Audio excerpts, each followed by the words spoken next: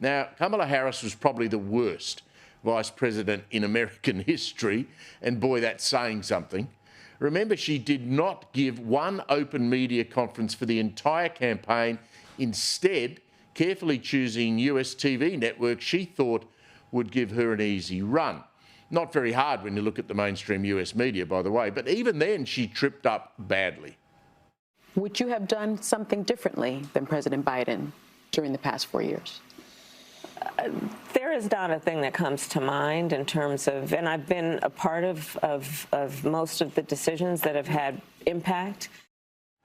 How lucky are we she didn't win. And remember right at the start when the woman charged with border control, her, on the southern border, was forced to admit she had never even been there. We are going to the border. We've been to the border. So this whole thing about the border, we've been to the border. We've been to the border. You haven't been to the border. And I haven't been to Europe.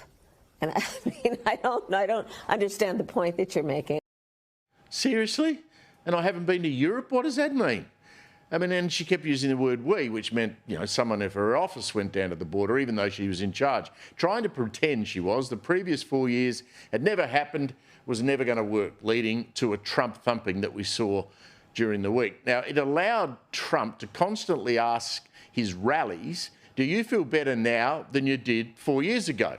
Now, clearly the answer was a resounding no. It was such a dumb thing for her to campaign to do. What choice did she really have? The US, like Australia, as we know, is in the middle of a cost of living crisis. Add to that the one big thing she was in charge of, the border. That was a massive fail. Millions of illegals pouring in from Mexico, from countries all over the world. Americans saw major cities like New York, LA, San Francisco swamped, turning neighbourhoods into dangerous slums. Now, Harris also had zero foreign affairs successes, and no one had any clue if she even knew where Ukraine even was, let alone a position on China.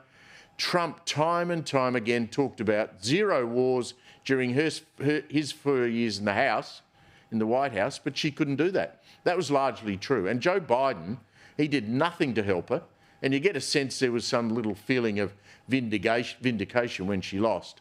Now, let's go to Queensland and Miles. He was handed that poison chalice when the despised Anastasia Palaszczuk quit post-COVID and after an almost 10-year run of Labor governments. And he had to go to the polls and was never really going to win Queenslanders over. They were angry over a youth crime wave that has been sweeping major cities in that state for years. They still blame Labor for COVID lockdowns. The pre-planning for the Brisbane Olympics was and still is a shambles. And Miles, like Harris, had this irritating habit of laughing at nothing.